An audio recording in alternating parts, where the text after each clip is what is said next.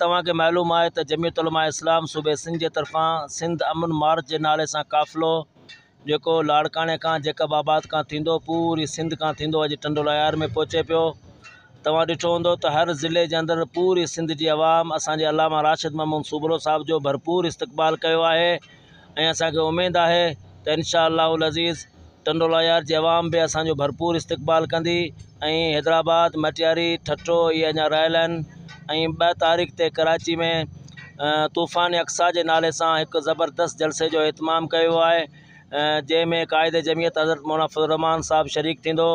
हर ज़िले के अंदर जे अंदाज़ में जमीयत उलमा इस्लाम जो इस्तक़बाल थियो है इनमें साफ़ ज़ाहिर है तो सूबे सिंध में जेकॾहिं मुतबादिल क़ुव्वत है तो वह जमीयत उलमा इस्लाम है। इंशा अल्लाहुल अज़ीज़ सिंध में जेका बदअमनी है, सिंध में जेके ज़्यादतियूं आहिनि, सिंध में जेके नाइंसाफ़ियूं आहिनि, सिंध में जेका बेरोज़गारी है, सिंध की अवाम यो खूब महसूस कर रही है तो इन जो वाहिद हल सिर्फ जमीयत उलमा इस्लाम है। इंशा अल्लाहुल अज़ीज़ असां आइंदा इंतखाबात में अल्लामा राशिद महमूद सूबरो साहब की क़यादत में जमीयत उलमा इस्लाम भरपूर कामयाबी माणींदी इंशा अल्लाह।